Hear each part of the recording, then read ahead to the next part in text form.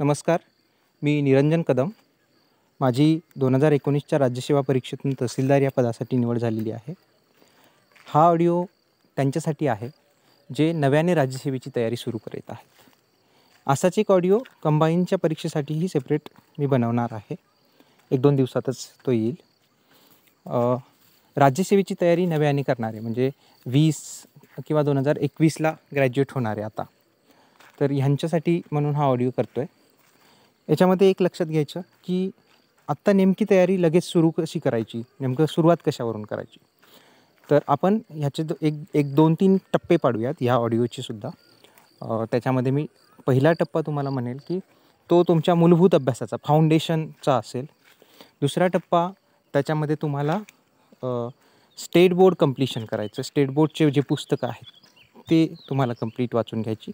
खरं तर पार्ट 1 आणि पार्ट 2 असं दोन्ही मिळून फाउंडेशन तुमचं तयार होईल. तर पार्ट 1मध्ये काय करायचं आपण बोलूयात. पार्ट 2मध्ये स्टेट बोर्ड करायचे आणि मग तुमचं ॲक्च्युअल स्टडी जो आहे तो चालू होणार रेफरन्स बुकवरून. ओके, तर आता पहिलं पार्ट 1.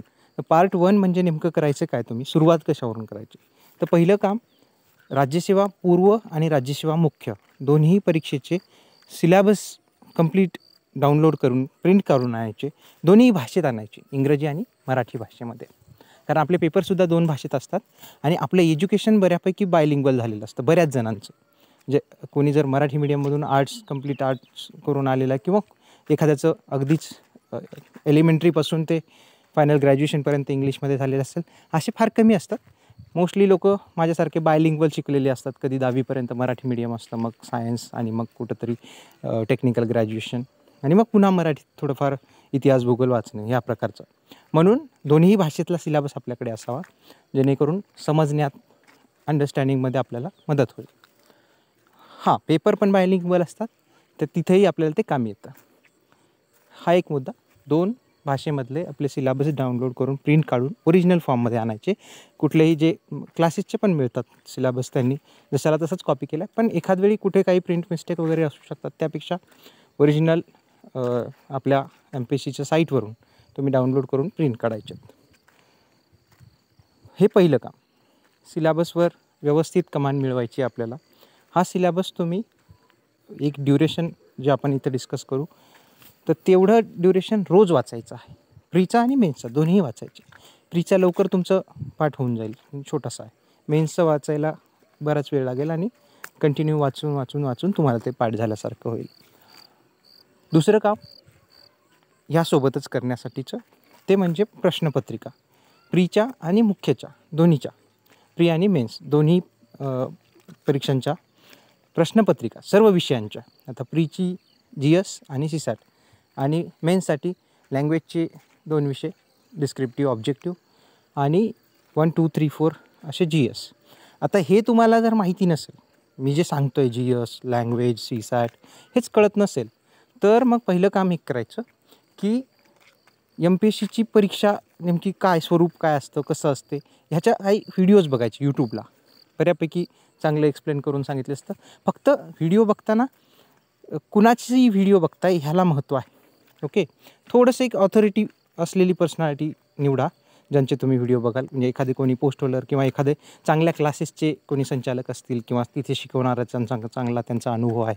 अगदीच कसं होतं की काही नवखे लोक पण यूट्यूब चॅनल चालवतात आणि ते सांगता काही गडबडीत चुका करू शकतात किंवा बऱ्याचदा कन्सिडर करून घेतलेलं असतं की तुम्हाला ते हे कळेलच या टाईप. म्हणून थोडंसं एक्सपिरियन्स व्यक्तीने एखादा व्हिडिओ बनवला असेल ज्याच्यामध्ये MPSCची सगळी प्रक्रिया समजावून सांगितली. पूर्वमध्ये काय असतं, मुख्यमध्ये काय असतं, किती पेपर असतात, किती मार्कांसाठी असतो एक पेपर, की त्यातला प्रत्येक प्रश्न, निगेटिव्ह मार्किंग सिस्टीम कशी असते, या सगळ्या ज्या बेसिक गोष्टी आहेत. कारण ह्या गोष्टी इथं बोलत बसलो तर त्या ऑडिओची लेंथ खूप वाढेल. ओके, सो हे काम पहिलं करायचं की सगळ्या कन्सेप्च्युअल गोष्टी ज्या आहेत MPSCच्या प्रोसेसबद्दल ते एकदा समजून घ्यायच्या व्हिडिओमधून एखाद्या. नंतर इकडे वळायचं. ओके, आणि ते जे समजून घेण्याची प्रक्रिया आहे ते 2-3 दिवसात, 4 दिवसात तुमच्या आटपून जाईल. वेगवेगळे व्हिडिओ बघा. एखादी व्हिडिओ तुम्हाला कळणार कसं ना की हे चांगली आहे, हे नाही. 2, 4, 5 व्हिडिओ तुम्ही बघाल तर तुम्हाला लगेच लक्षात येईल की या व्हिडिओमध्ये खूप चांगलं सांगितलेलं आहे या टाईप. ते झाल्यानंतर तुम्ही ह्या प्रक्रियेला लागायचं सिलेबस आणि क्वेश्चन पेपर्सच्या. आता वळूयात क्वेश्चन पेपरकडे. तर पूर्व आणि मुख्यचे क्वेश्चन पेपर्स बोलून घ्यायचे. हां, थोडंसं एक ॲडिशन इथे सांगतो की MPSCची एक डॉक्युमेंट असते SOE नावाची, स्कीम ऑफ एक्झामिनेशन या नावाची डॉक्युमेंट असते MPSCची PDF फॉर्ममध्ये. ती तुम्ही वाचा. तिच्यामध्ये ना डिटेल्ड स्ट्रक्चर आहे परीक्षेचं कंप्लीट. मी जे म्हणतो आहे व्हिडिओ वगैरे बघा, तर ते व्हिडिओ बघायचे ते अंडरस्टँडिंगसाठी, पण डिटेल्ड ऑथॉरिटिव्ह स्ट्रक्चर कुठे मिळत असेल तर ते SOEमध्ये मिळते, स्कीम ऑफ एक्झामिनेशन डॉक्युमेंट. ती तुम्ही वेगवेगळ्या टेलिग्राम चॅनलवर पण ती तुम्हाला सहज अवेलेबल होते. SOE असं तुम्ही सर्च जरी केलं टेलिग्राम चॅनलला तरी तुम्हाला ती लगेच मिळेल. आपलं जे उमेद MPSC हे चॅनल आहे यावरसुद्धा ती डॉक्युमेंट आहे अवेलेबल. मी अधूनमधून ती फॉरवर्ड करत असतो पुन्हा जेणेकरून नव्या लोकांना पाहता येईल. ती बघा, त्याच्यामध्ये डिटेल्ड सगळं स्कीम दिलेली आहे. प्री, मेन्स, इंटरव्ह्यू, ते कट ऑफचा रेशो काय असतो वगैरे सगळ्या तुमच्या ज्या शंका असतील त्या सगळ्या डॉक्युमेंट्स काय असतात, कास्ट सर्टिफिकेट वगैरे, नॉन क्रिमिलियर कसं लागतं, काय असतं. आता तुम्हाला त्याच्यातल्या टेक्निकल गोष्टी कळणार नाहीत ही गोष्ट वेगळी, बट वाचून घ्या कोणाकडून तरी ते समजून घ्या. पण ते लगेच समजून घेण्याची घाई करू नका, म्हणजे हे पॉईंट नाही आहे म्हणून मी तयारी करू की नको, ह्या प्रकारचं काही करायची गरज नाही. फार किचकट असं MPSCचे डॉक्युमेंटच्या बाबतीत तरी फार किचकट असं काही नसतं. एखाद्या डॉक्युमेंटमध्ये आपलं अडकेल असं आत्तापासून डोक्यात घेऊन नाही चालायचं. ते होतात, सगळ्या गोष्टी सॉर्टेड असतात, ते होऊन जातं. सो आता फक्त पहिलं काम की अभ्यासाचं नेमकं आत्ता सुरुवात काय करायची याच्यावर जास्त तुमचा फोकस पाहिजे. आता प्रश्नपत्रिकेकडे वळूयात. प्रश्नपत्रिका तुम्ही प्रिंट काढाव्यात डायरेक्टली, म्हणजे कुठल्याही मार्केटचं जे काही पब्लिकेशनचं पुस्तक मिळतं तुम्हाला प्रश्नपत्रिकांचं विश्लेषणाचं वगैरे, ते लगेच आणायचं नाही. ते वापरायचं आहे आपल्याला, पण त्याचा पुढच्या टप्प्यामध्ये. तर पहिलं काम साधारण 2019, 18 आणि 17 ह्या 3 वर्षांचे तरी किमान काही हे एकदा कंप्लीट 3 वर्षांचे वाचून झाले की मग तुम्ही वाटल्यास अजून 2 वर्षांचे म्हणजे कंप्लीट 5 वर्षांचे पेपर्स तुम्ही बघू शकता. तर किमान 3 वर्षांचे सुरुवातीला तुम्ही घेऊन या प्रिलिमचे आणि मेन्सचे क्वेश्चन पेपर्स आयोगाच्या ओरिजिनल फॉर्ममधले.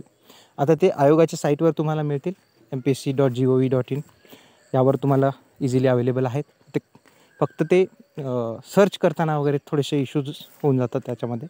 तर त्याच्याऐवजी दुसरा ऑप्शन तुमच्याकडे MPSC मटेरियल म्हणून तुम्ही जर गुगल केलं तर एक साईट येते, MPSC मटेरियल म्हणून एक साईट आहे. त्यावर तुम्हाला ते इझिली मिळून जातं, अवेलेबल होऊन जातं. सो हे तुम्ही करू शकता. प्रिंट काढून आणा 3 वर्षांच्या पूर्व आणि मुख्यच्या. आणल्यानंतर थोरोली रीड करायची प्रश्नपत्रिका. मग त्याच्यामध्ये प्रिलिम्सच्या वाचायच्यात का, मेन्सच्या वाचायच्यात का, दोन्ही वाचा, कंप्लीट वाचून घ्या. आता CSATची प्रश्नपत्रिका खूप मोठी असते, त्यात वाचण्यासारखं काय असतं, फक्त आपल्याला जाणून घ्यायचं नेमका असतो काय विषय. मग त्याचा एक टाईम टेबल बनवायचा. बरं, हे किती दिवस करायचं आहे तुम्हाला, ते कंप्लीट महिनाभर हेच करायचं आहे. जेव्हा तुम्ही सुरुवात करताय, म्हणजे आता तुम्ही समजा 2-3 महिन्यापूर्वी सुरुवात केली असेल एखाद्याने आणि हे काही केलं नसेल, लगेच कोणीतरी सांगितलं ही बुक लिस्ट आहे, म्हणजे कोणी सांगत तर नसतं स्वतःला, आपल्याला आपण स्वतःच एक परसेप्शन करतो की हां ठीक आहे, हे या सरांनी सांगितलेली बुक लिस्ट आहे आणि त्यांचा हा रँक आहे आणि मग त्यांची बुक लिस्ट वापरली तर आपण पण तिथपर्यंत जाऊ शकतो. हे एक परसेप्शन आहे, त्यात गैर काही नाही आहे, पण त्याचेही काही स्टेजेस असतात. तर जर तुमचं तसं काही झालेलं असेल, 2-3 महिने झालेत तयारी करताय पण डायरेक्ट पुस्तकं वाचलीत आणि आता असं झालं की काहीच कळत नाही नेमकी आपण प्रोग्रेस करतो आहे की नाही, तर त्यांनीसुद्धा थोडंसं मागे येऊन 2 पावलं म्हणतात ना की थोडीशी लांब उडी मारण्यासाठी 2 पावलं मागे यावं लागतं. तुम्ही थोडंसं मागे या, मी जे सांगतो आहे ते व्यवस्थित ऐका आणि हे करा, हे गरजेचं आहे. जर तुम्ही हे 1+2 असे 3 महिन्याचं मी तुम्हाला सांगणार आहे, हे 3 महिने जर तुम्ही व्यवस्थित केले ना तर तुमचे 3 वर्ष वाचू शकतात. कारण बऱ्याच जण, माझं स्वतःचं एक्झाम्पल मी तुम्हाला देऊ शकतो. माझे बरेच वर्ष केले ह्याच्या तयारीच्या ह्याच्यामध्ये, तर कदाचित त्याचं रिझन हेच असावं की फाउंडेशनल स्टडीजमध्येच मागे पडलो आम्ही. तर तसं नका होऊ देऊ, हे फाउंडेशनल स्टडीला खूप महत्त्व आहे. तर महिनाभर रोज तुम्ही हेच काम करणार आहात, साधारण 7, 8, 9, 10 जे काही तास, एवढा वेळ तुम्ही लगेच अभ्यासाला नका लागू. 10 तास वगैरे रोज अभ्यास करणं आत्ताच नका सुरू करू. जसं तुम्हाला जमेल 7-8 तासाची वगैरे तयारी करून ठेवा, मानसिक तयारी. तर 7-8 तासात करायचे काय, तर सुरुवातीला पहिलं काम, रोज सकाळी अभ्यासाला बसल्यानंतर सिलेबस वाचायचा, प्रिलिम्सचा आणि मेन्सचा. डिटेलमध्ये वाचन करायचं, रोज वाचायचं रिलिजियसली महिनाभर. म्हणजे नंतरही वाचायचंच सिलेबस तुम्हाला, बट आत्ताचं सांगतो आहे, रिलिजियसली रोज प्रीचा आणि मुख्यचा सिलेबस कंप्लीट वाचायचा, दोन्ही भाषेत वाचायचा, रिलिजियसली वाचायचा, लिहून काढायचा. ओके, वाचायचा 4-8 दिवस कंटिन्यू रोज वाचल्यानंतर मग पुन्हा लिहिणं सुरू करायचं, थोडा लिहून काढायचं. एकदा आपल्या स्वतःच्या हस्ताक्षरात नोटबुकमध्ये लिहून काढायचं. हे काम 2 तास करायचं रोज. ओके, पहिले वाचन करायचं, नंतर हळूहळू लिखाणाकडे वळायचं, ते लिहून काढायचं. आता याच्यामध्ये बऱ्याच जणांना अशी डाऊट येऊ शकतो की एकच सिलेबस वाचून काय मिळणार आहे. तर थोडंसं काही गोष्टी आहेत की ज्या तुम्ही रिच्युअल म्हणून करा. ओके, त्याचं रिझन्स असे आहेत की जितकं तुमचे सिलेबसवर कमांड असेल ना, सिलेबस पॉईंट्स तुम्हाला जितके क्लिअर असतील, तितकं तुमच्या अभ्यासामध्ये फोकस येतो. ओके, विनाकारण भरकटत जाणार नाही तुम्ही, म्हणून ही गोष्ट करायची. रोज 2 तास सिलेबस रीडिंग, सिलेबसचे पॉईंट लिहून काढणे. ते लिहून काढण्याची प्रोसेस नंतर 8-10 दिवसानंतर हे काम करायचं.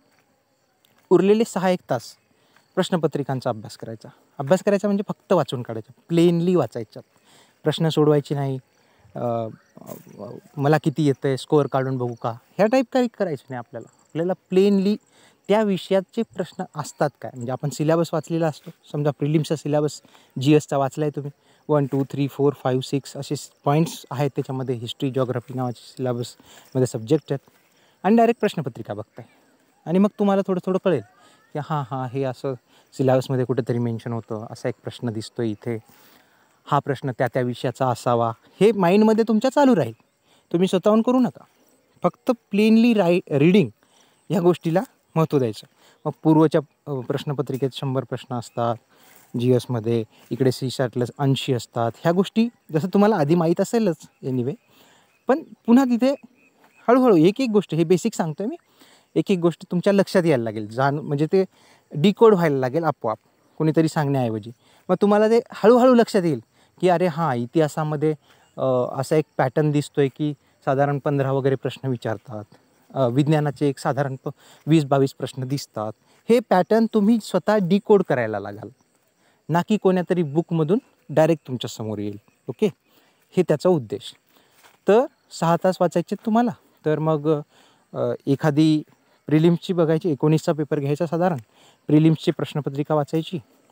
एक प्रश्नपत्रिका वाचायला 2-1 तास लागतात साधारण प्रिलिम्सचा, कारण मोठी असते, 100 प्रश्न असतात. पहिल्यांदाच वाचताय, तिथे पेपरला 2 तास देतात आपल्याला, तिथे पेपरला 1 तासाभरात वाचून काढतात सगळेजण, पण आपल्याला डिटेलमध्ये वाचायचं त्यामुळे.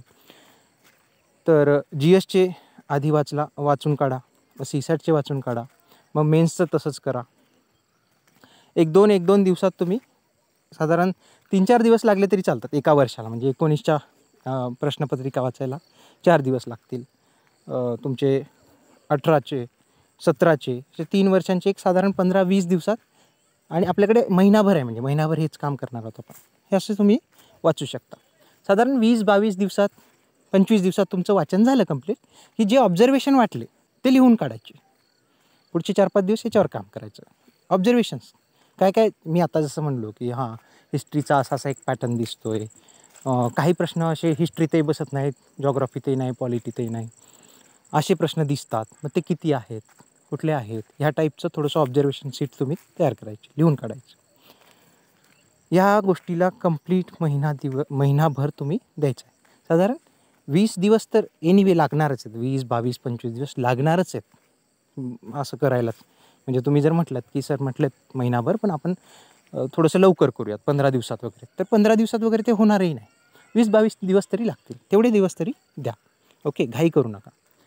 हे काम झालं की मग तुम्ही स्टेट बोर्डची पुस्तकं, या स्टेट बोर्डच्या पुस्तकांचं ऑपरेशन करायचं आहे. नंतर आता नेमकं हा टप्पा नेमका काय, स्टेज 1 तुमच्या लक्षात आली, प्रश्नपत्रिकांचा आणि सिलेबसचा डिटेल अभ्यास करायचा आहे, त्यातून व्यवस्थित ऑब्झर्वेशन करून घ्यायचं आहे. दुसरा टप्पा, स्टेट बोर्डची पुस्तकं वाचायची. आता ती नेमकी कोणत्या वर्गांची वाचायची, कोणत्या विषयांची वाचायची. तर बघा, तुम्ही सिलेबस वाचलेला आहे, प्रश्नपत्रिका वाचलेल्या आहेत, सिलेबस माहीत झालेला आहे, कंप्लीट पाठ झालं आहे जवळजवळ, कारण महिनाभरात रोज केला आहे. प्रश्नपत्रिकाही ऑलमोस्ट पाठ झाल्याच्या जमा आहेत. ओके, पाठ नाही झाले तरी काय हरकत नाही, वाचून झालेल्या आहेत 3-4 वर्षांच्या. 5 वर्षांच्या करायचा प्रयत्न करा बरं का. मी 3 वर्षांच्या मुद्दाम ह्याच्यासाठी सांगतो आहे की एकदाच ओझं वाटू नये. कंप्लीट 5 वर्षांच्या प्रश्नपत्रिका ह्या पद्धतीने वाचायचा प्रयत्न करा प्लेनली. ओके, तर हे झालेलं असतं. मग तुम्हाला तुमचंच लक्षात येतं की कुठलं पुस्तक आपल्या कामाचं आहे आणि कुठलं नाही आहे. आणि हे येऊ द्या, म्हणजे ही इथे चूक झाली तरी चालेल. म्हणजे एखाद वेळी तुम्ही जाऊन मार्केटमध्ये जाऊन 5वी ते 12वी स्टेट बोर्डची पुस्तकं द्या असं म्हटलात आणि त्यांनी दिली आहेत, नव्हती तेवढी, मग त्याच्यामध्ये शिक्षणशास्त्राचं पुस्तक येणार, समाजशास्त्राचं येणार, कुठेतरी ते आहारशास्त्राचं पण येणार. ते काय पाहिलं नाही, घरी आणून ठेवलीत पुस्तकं आणि वाचायला लागलात. आणि नंतर कळलं की समाजशास्त्रावर तर काही प्रश्न दिसत नाहीत. एखादा कुठंतरी त्यातला सामाजिक विचारवंताचं नाव दिसतंय, त्यांची एखादं वाक्य प्रश्नपत्रिकेत दिसतंय, पण ओव्हरऑल सिलेबसमध्ये आपल्याला समाजशास्त्र नावाचा विषय नाही आहे. हे लक्षात येईल तुमच्या. अशा चुकाही होतील. तर आता ऑलरेडी तुम्ही सिलेबस वाचलेले आहेत, त्यामुळे तशा चुका, इतक्या ब्लाइंड चुका नका करू. ओके, मग त्याच्यामध्ये असं झालं की इतिहासामध्ये 11वीच्या किंवा 12वीचा किंवा 7वी 8वी जे कोणतं या इतिहासाच्या पुस्तकाचं टायटल आहे आधुनिक भारताचा इतिहास, आणि उघडून पाहिलं तर पहिलं चॅप्टर आहे कुठंतरी औद्योगिक क्रांतीनंतरचं जग. मग आता तुम्हाला ही शंका येऊ शकते की औद्योगिक क्रांतीनंतरचं जग वगैरे, जगाचा इतिहास वगैरे आपल्याला तर सिलेबसमध्ये कुठं दिसला नाही, प्रश्न पण आलेला नाही, तर मग हे वाचायचं की नाही. तर अशा वेळी जेव्हा तुम्हाला कन्फ्युजन वाटेल तर ते वाचून काढा. कामाचं काही दिसतंय का बघा, कंप्लीट पुस्तकातून तरी वाचा. आणि वाचल्यानंतर मग त्याचा रिलेवन्स असेल तर ते कंटिन्यू होईल, म्हणजे रिव्हिजनमध्ये. आणि रिलेवन्स नसेल आपल्या सिलेबस आणि क्वेश्चन पेपरच्या अनुषंगाने तर ते डिस्कंटिन्यू करायचे. ह्या टाईप काही चुका होऊ देत. काही चुका तुम्ही झालेल्या चांगल्याच असतात. म्हणजे चुकांमधून आपण शिकतो ते इथे सांगतो आहे मी. तर ही एक गोष्ट इथे लक्षात घ्यायची. आता हे झालं स्टेट बोर्डचं की कुठले वाचायचे त्याच्याबद्दल. 5वी ते 12वी या दरम्यानचे वाचायचे. काही विषय असे आहेत की ज्याला स्टेट बोर्ड वाचायची गरज नाही. म्हणजे गणित आहे तर गणिताचं स्टेट बोर्ड वाचायची तुम्हाला काही गरज नाही, कारण CSATला जरी अंकगणित वगैरे बुद्धिमत्ता येत असलं तरी ते गणिताच्या पुस्तकातलं गणित आणि अंकगणित बुद्धिमत्ता वेगळी असते, त्यामुळे ते काही तुम्ही वाचू नका. किंवा अजून काही विषय असू शकतात तर त्या विषयाचं तुम्ही डायरेक्टली स्किप करू शकता. काही विषयांचे तुम्हाला 5वी ते 12वी कंप्लीट वाचावं लागेल, जसं की भूगोल आहे. खूप प्रश्न येतात आणि स्टेट बोर्ड पण तेवढे प्रोडक्टिव्ह आहेत, तर तुम्हाला ते भूगोलाची 5वी ते 12वीची कंप्लीट वाचावे लागतील.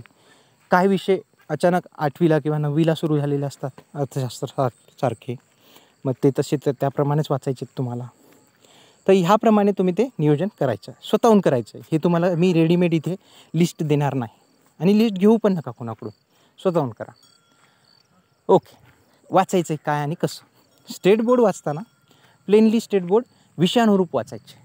विषयानुरूप म्हणजे 5वीचे सगळे पुस्तक वाचतो, 6वीचे सगळे पुस्तक वाचतो असं नाही. विज्ञानाची 5वी 6वी 7वी 8वी 9वी 10वी असतील तर 11वी 12वी. आता तिथे विज्ञानाची 11वी 12वी नसतात, ते फिजिक्स केमिस्ट्री सुरू होतं, ते वाचायची गरज नाही. ओके, तर ह्याप्रमाणे थोडंसं करायचं. विज्ञानाची 10वीपर्यंत वाचा. ओके, तर विज्ञानाची वाचताना विज्ञानाचं 5वी, विज्ञानाचं 6वी 7वी 8वी 9वी 10वी याच क्रमानं वाचून काढा. विषयानुरूप वाचा. सेम इतिहासाला तेच लागू, भूगोलाला तेच लागू, राज्यशास्त्राला, अर्थशास्त्राला.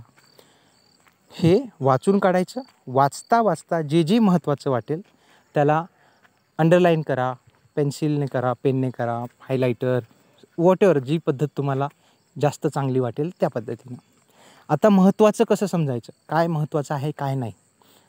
तर आता तुमच्या फाउंडेशनल स्टडीचा, म्हणजे जे मी म्हटलं होतं प्रश्नपत्रिका आणि सिलेबस ह्यांचा जो अभ्यास करायला सांगितला होता, याचा तिथे कस लागणार आहे. जर तुम्ही फाउंडेशनल स्टडीमध्ये वीक असाल किंवा तुम्ही ते कॉम्प्रोमाइज पद्धतीनं केलं असेल तर तुम्हाला ते समजणार नाही स्वतःहून की काय महत्त्वाचं काय नाही, किंवा सगळंच महत्त्वाचं वाटेल किंवा उलटही. मग फाउंडेशनल स्टडी याच्यासाठी महत्त्वाचं आहे. ओके, तर ते तुम्हाला समजू लागेल की काय आहे, हां याच्यावर प्रश्न आल्याचं दिसलं होतं वगैरे ह्या टाईप. त्यानुसार तुम्हाला महत्त्वाचं वाटेल ते सगळं ते अंडरलाईन करत चला. ह्या दरम्यानसुद्धा स्टेट बोर्ड वाचतानासुद्धा प्रश्नपत्रिकांचा अभ्यास पॅरलली चालू ठेवा. 1-1.5-2 तास 1.5-2 तास प्रश्नपत्रिकेसाठी ठेवायचे. म्हणजे 2 तास ठेवले तुम्ही तर 2 तासात आज 19ची उलट म्हणजे पुन्हा वाचतो आहे आपण, रिव्हिजन टाईप. मग 19ची वाचली, 19चे वाचून झाल्यानंतर 2-4 दिवसानंतर 18चे वाचले वगैरे असं चालू ठेवू शकता पॅरलली. म्हणजे तुम्हाला ते एकात एक लिंक करता येईल. म्हणजे प्रश्न काय विचारतात आणि पुस्तकात काय दिलेलं आहे ते लिंक करता येईल. सो ह्या गोष्टी तुम्हाला महत्त्वाच्या जे वाटल्या अंडरलाईन केल्यात तुम्ही. सिलेबस तुमच्या सब्जेक्ट वाईज स्टेट बोर्ड वाचून काढलेत. It will take around 1.5 month. साधारण मिनिमम 1.5 महिना लागेल, कदाचित 2 महिने पण लागतील. ओके. तर याच्यात अजून एक गोष्ट करायची आहे. या 2 महिन्याच्या दरम्यानच थोडंसं लवकर वाचायचा प्रयत्न करा. स्टेट बोर्ड फार मोठे नसतात, त्यामुळं एक स्टेट बोर्ड वाचायला म्हणजे 5वीचं 6वीचं वाचायला तर कदाचित 1-1.5 दिवसात 2 दिवसात वगैरे होऊन जातात. काही 8वी 9वी 10वीचे स्टेट बोर्ड थोडे मोठे आहेत आता, तर कदाचित असं होईल की 3 दिवस 4 दिवस 5 दिवसही तिथे लागू शकतात. पण एक व्हॉल्यूम वाईज साईज वाईज एक टाईमटेबल बनवायचं, ते फॉलो करायचा प्रयत्न करायचा. ओके. वाचून झाल्यानंतर लगेचच एक नोटबुक करायची प्रत्येक विषयाला. म्हणजे इतिहास, भूगोल, विज्ञान, राज्य, अर्थ या सगळ्या विषयांना एक नोटबुक करायची. त्या नोटबुकमध्ये स्टेट बोर्डमधला जो तुम्हाला महत्त्वाचा डेटा वाटला आणि तुम्ही जो अंडरलाईन केला आहे तो लिहून काढायचा आहे. म्हणजे या दरम्यान काय होईल, आधी लगेच लिहायचं नाही. म्हणजे वाचताच लिहून काढताय असं नाही करायचं. वाचन कंप्लीट करायचं. वाचता महत्त्वाचं वाटलेलं अंडरलाईन करून ठेवायचं. वाचन सगळ्या विषयांचं कंप्लीट झालं आहे. समजा भूगोलावरून सुरुवात केली, भूगोल वाचला, इतिहास वाचला, विज्ञान, अर्थशास्त्र, राज्यशास्त्र कंप्लीट वाचन झालं आहे. पुन्हा भूगोलावरूनच सुरुवात करायचं लिहायला आणि लिहून काढायचं. मी सांगतो आहे की या दोन्ही मिळून गोष्टी करायला म्हणजे वाचन आणि लिखाण स्टेट बोर्डचं 2 महिने लागतील. कदाचित तुम्हाला 3 महिने पण लागू शकतात. म्हणजे कंप्लीट जे फाउंडेशनल स्टडी आपण प्लॅन करतो आहे 3 महिन्यात करायचं, कदाचित 4 महिने लागतील. लागू देऊ नका, पण लागले समजा तरी काही हरकत नाही. It is of worth. ठीक आहे. हां, तुम्ही जर तुमच्या टाईमपासमुळे जर जास्तीचा टाईम लागत असेल तर मग त्याला काही अर्थ नाही. मी इथेच तुमच्या अभ्यासात तुम्ही खोडा घालताय. ओके. पण कंप्लीट 3 महिन्यांचं हे असावं. 1 महिनाभर साधारण सिलेबस आणि क्वेश्चन पेपरसाठी. त्यात तुम्ही एक साधारण 8-10 दिवस आधी ते संपवू शकता आणि स्टेट बोर्डकडे वळू शकता. स्टेट बोर्डचं जे काही वाचन आणि लिखाण आहे, पहिलं वाचन प्लेनली वाचन करा, अंडरलाईन करून ठेवा आणि डायरेक्ट लिहायला बसा. आता याच्यामध्ये बरेचदा म्हटलं जातं की सेकंड रीडिंग, थर्ड रीडिंगला वगैरे रायटिंग नोट्स काढल्या पाहिजेत वगैरे. पण हरकत नाही, तुम्हाला जमू लागेल ते. आणि थोडंसं जास्त लिहिल्या गेलं तरी काही प्रॉब्लेम नाही. काही अनइम्पॉर्टंट डेटा जरी नोट्समध्ये आला तरी काही प्रॉब्लेम नाही, कारण त्याच्या पुढची स्टेज मी जे सांगणार आहे त्याच्यामध्ये तुम्हाला लक्षात येईल ते. एकदा नोटबुक तयार झाल्या तुमच्याकडे की हे 3 महिन्याचं जे काही तुमच्याकडे प्रोडक्ट असेल ते एकतर ऑब्झर्वेशन शीट असतील तुमच्याकडे प्रत्येक विषयाच्या, तुमच्या प्रश्नपत्रिकांच्या काळ तयार केलेल्या, आणि ह्या स्टेट बोर्डाच्या वह्या असतील, नोटबुक असतील. ह्या स्टेट बोर्डाच्या नोटबुक तुमच्यासाठी खूप महत्त्वाच्या आहेत. का? कारण तयारी दरम्यान 1.5 वर्ष 2 वर्ष तरी आपली प्रोसेसच आहे. MPSCची प्रोसेसच आहे 2 वर्षाची कंप्लीट जॉईनिंगपर्यंत कदाचित 3रं वर्ष उजाडतं. ओके. जर आमची बॅच उदाहरण घेतलं तर, किंवा त्याच्या आधीची बॅचचं या 17च्या. सो एवढा वेळ तुम्हाला द्यायचा असतो. तर बऱ्याचदा असं होतं की एखादं स्टेट बोर्ड मिसिंग आहे, या मित्रांनी नेलं होतं, त्या मित्रांनी नेलं होतं, ह्या टाईप अशा गोष्टी होतात. नेमकं परीक्षेच्या आधी त्याची रिव्हिजन करायचं ते राहून जातं. असे प्रकार घडू नयेत म्हणून आपल्याकडे स्टेट बोर्डच्या नोटबुक असल्या की मग ते पुन्हा पुस्तकं बघायलाच नको आणि त्यात वेळही घालवायला नको. कारण प्रत्येक पुस्तक पुन्हा वाचायचं म्हटलं तरी 4-5 दिवस जातात. आपली कंप्लीट नोटबुक तयार असते डिटेलमध्ये, आणि थोडंसं एक्स्ट्रा जरी इन्फॉर्मेशन त्याच्यामध्ये आपली असली जे अनइम्पॉर्टंट आहे तरी काहीच हरकत नाही. ते कमीच असणार आहे पुस्तकापेक्षा तरी. ओके. सो हे 3 महिन्याचं कंप्लीट फाउंडेशनल स्टडी तुम्हाला खूपच गरजेचं आहे. आता काहीजणं बऱ्याचदा सोशल मीडियावर आम्हाला प्रश्न विचारतात की सर क्लास करू का, डायरेक्ट क्लास लावू का, एखादा होईल का क्लास लावल्याने. क्लासचं इम्पॉर्टन्स वगैरे कसं आहे की एखाद्या गोष्टीचं समजावून सांगण्यासाठी, शिकवून जे गोष्ट आपल्याला समजत नाही त्यासाठी ते हेल्प करू शकतं. पण तुम्हाला तो विषय माहीत तर पाहिजे. ओके. तो म्हणजे शिकून घेण्याच्या एवढा अवघड आहे का एखादा विषय, हे तेव्हाच माहीत होईल जेव्हा तुम्ही तो विषय वाचाल. मग तो विषय तुम्ही आधी वाचा. तर मग हे 3 महिन्याचं फाउंडेशनल स्टडी झालं की तुम्हाला विषयांबद्दल काही ना काही प्रायमरी इन्फॉर्मेशन मिळेल तुम्हाला. म्हणजे राज्यशास्त्रामध्ये हे गोष्टी असतात. ओके. आणि मग ह्याचा अभ्यास करायचा असतो. मग मला ते कळतं आहे का, इंटरेस्टिंग वाटतं आहे का, हो वाटतं आहे, मग कशाला क्लास करता त्या विषयाचा. अर्थशास्त्रामध्ये असं असतं, तर थोडंसं अवघड वाटतं आहे का किंवा नाही, सोपं वाटतं आहे, इंटरेस्टिंग वाटतं आहे, हे थोडंसं ऑब्झर्व करा आणि मग त्या क्लासचा विचार करा कुठलाही. की मग तुम्हाला जर वाटलं की नाही हे सगळेच विषय खूपच अवघड वाटतात आणि मला क्लास केला पाहिजे, तर मग गो फॉर इट. असं जर वाटलं की 1-2 विषय थोडेसे अवघड वाटतात आणि याला क्लास केला पाहिजे, तसा चॉईस निवडा. ह्या टाईप तुम्ही त्याचं डिसिजन स्वतः घ्या. पुन्हा एकदा कुणीतरी सांगितलं आहे म्हणून, कुणाचं तरी भाषण ऐकलं आहे म्हणून, त्या सरांनी त्या क्लासच्या प्लॅटफॉर्मला बोलल्यात म्हणून, किंवा माझेही भाषणं काही प्लॅटफॉर्मला असणार आहेत, प्रत्येकाचे असणार आहेत, तसं ते एवढं सोपं नाही आहे. ओके. कुणीतरी डायरेक्ट विचारावं आणि आम्ही सांगावं, इतकं सोपं त्या प्रश्नाचं उत्तर नाही आहे. त्या प्रश्नाचं उत्तर तुमच्यावर डिपेंड करतं. तुमच्यावर रिस्पॉन्सिबिलिटीज किती आहेत, पैसे किती आहेत आपल्याकडे, आईवडिलांची परिस्थिती काय आहे, या सगळ्या गोष्टींचा विचार करायचा असतो. सगळ्यात महत्त्वाचं त्याची गरज लक्षात घ्यायची असते आपल्याला, आपल्या इंटेलेक्च्युअल कॅपॅसिटीनुसार. ओके. ही पहिली गोष्ट तुम्ही क्लिअर करून घ्यायची. आता या 3 महिन्यांच्या काळात तुम्ही लँग्वेजचं काही अभ्यास कसं करायचं आहे किंवा काय वाचायचं हे आपण बोललो नाही. तुम्ही प्रश्नपत्रिका वाचायला सांगितलं, प्रश्नपत्रिका वाचालच तुम्ही. लँग्वेजचे स्टेट बोर्ड तर तुम्हाला वाचायचे नाही आहेत, मराठी इंग्रजी हे वाचायचे नाही आहेत. पण जेव्हा तुम्ही स्टेट बोर्ड वाचन कराल, ते 2 महिने आहेत, त्या दरम्यान तुम्ही मराठी आणि इंग्रजी व्याकरणाची काही बेसिक पुस्तकं घेऊन यायची. मग त्याच्यामध्ये मराठीसाठी मोरा वाळंबे सरांचं एक पुस्तक असतं आणि इंग्रजी व्याकरणासाठी बाळासाहेब शिंदे सरांचं एक पुस्तक येतं सोपं. तर ते तुम्ही प्लेनली वाचू शकता पुन्हा एकदा, थोडंसं समजून घेण्याच्या उद्देशानं नेमकं विषयात असतं काय, या टाईप हे तुम्ही करू शकता. हे सगळं 3 महिन्यांचा तुमचा शेड्यूल आहे. आता इथून पुढे जो अभ्यास असेल तो actual study, reference book, book list हे इथून पुढे चालू. ओके. आता इथून पुढे कसं करायचं ते थोडक्यात सांगतो. आता एखादी कुठली तरी बुक लिस्ट तुम्ही बघून घ्या. कुठले जे पोस्ट होल्डर्स असतात त्यांच्या बुक लिस्ट सोशल मीडियावर अवेलेबल असतात.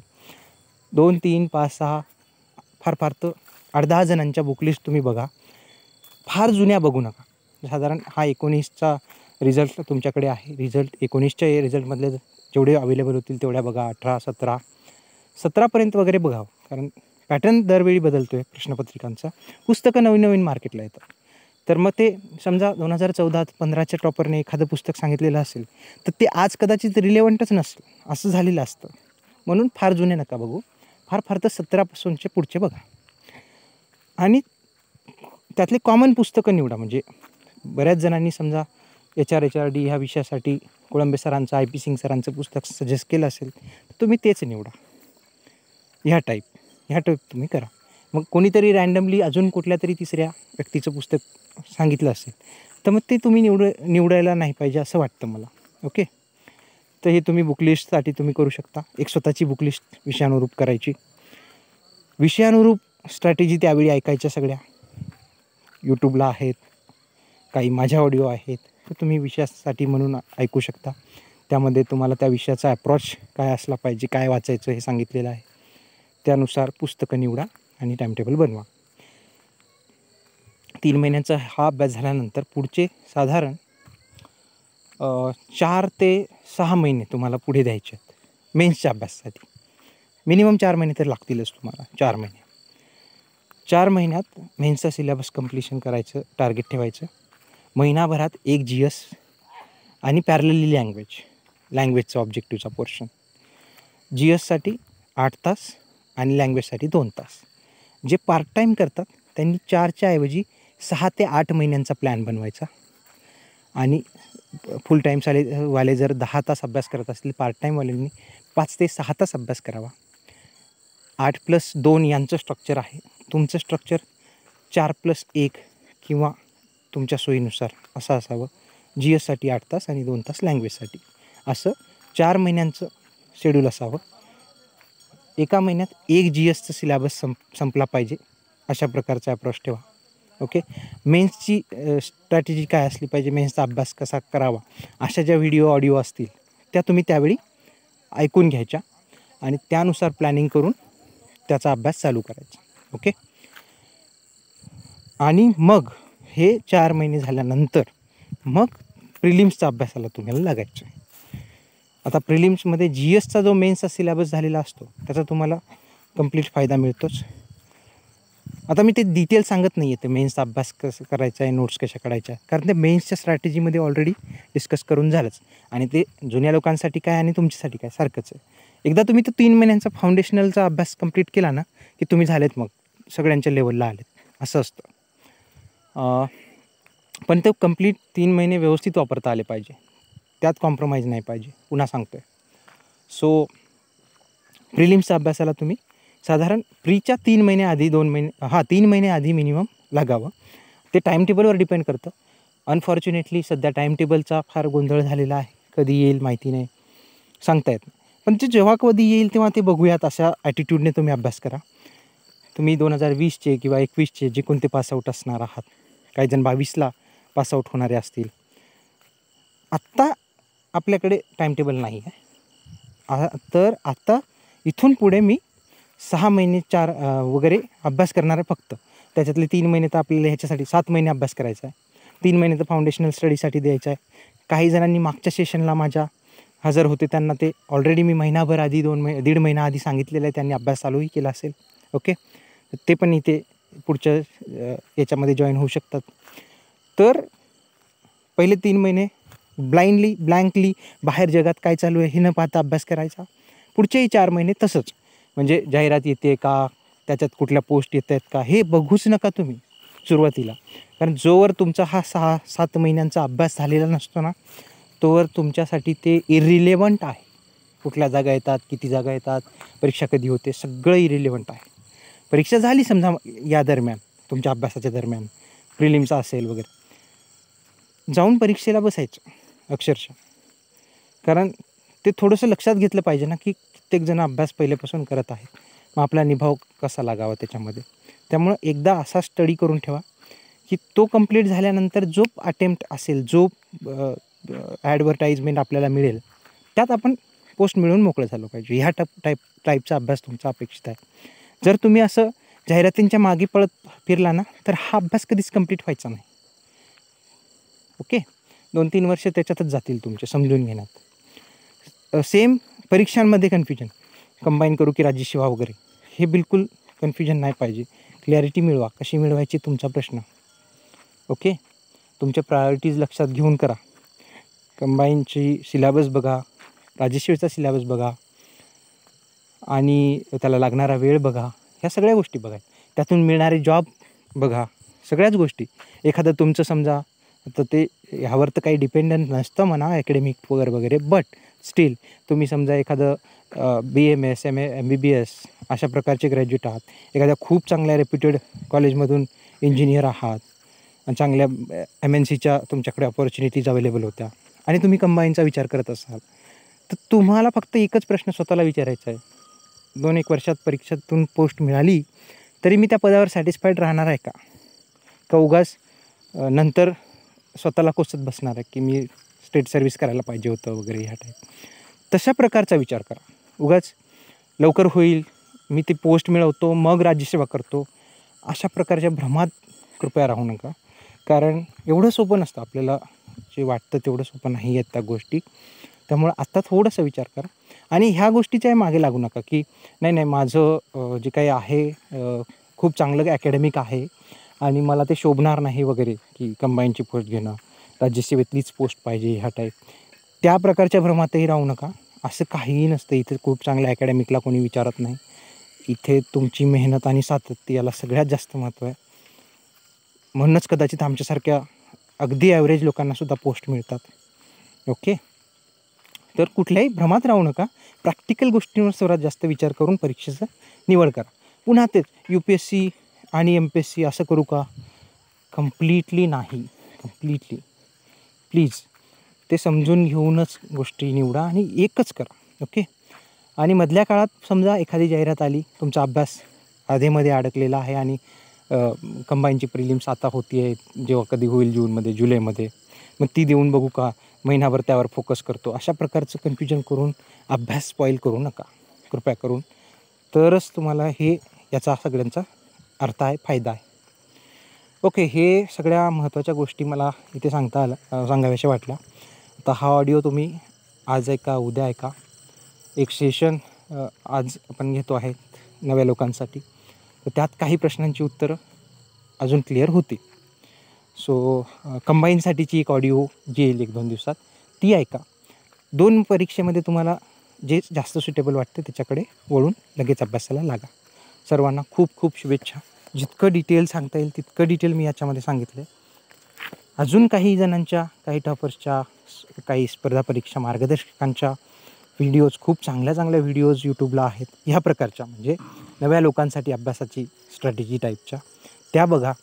जॉब करून MPSCचा अभ्यास कसा करावा ह्या संदर्भात मार्गदर्शन करणाऱ्या महेश शिंदे सरांचा व्हिडिओ, आपले पृथ्वी अकॅडमीचे विश्वनाथ पाटील सरांचा व्हिडिओ, खूप चांगले व्हिडिओ त्यांचे आहेत, ते तुम्ही बघा. जर जॉब करून किंवा घरकाम करून तुम्ही अभ्यास करत असाल तर रिसोर्सेस आहेत, व्यवस्थित फायदा घ्या. असं हेल्पलेस समजू नका स्वतःला की माझ्याकडे काही रिसोर्सेस नाहीत, मला मार्गदर्शन नाही वगैरे, बिलकुल नाही. म्हणजे तुम्ही ते गावाकडे राहून अभ्यास करतो वगैरे, कुठलंही कारण समोर ठेवायची गरज नाही. सगळ्यांसाठी अवेलेबल आहे. ओके, सो सर्वांना पुन्हा एकदा खूप शुभेच्छा देतो आणि थांबतो. धन्यवाद.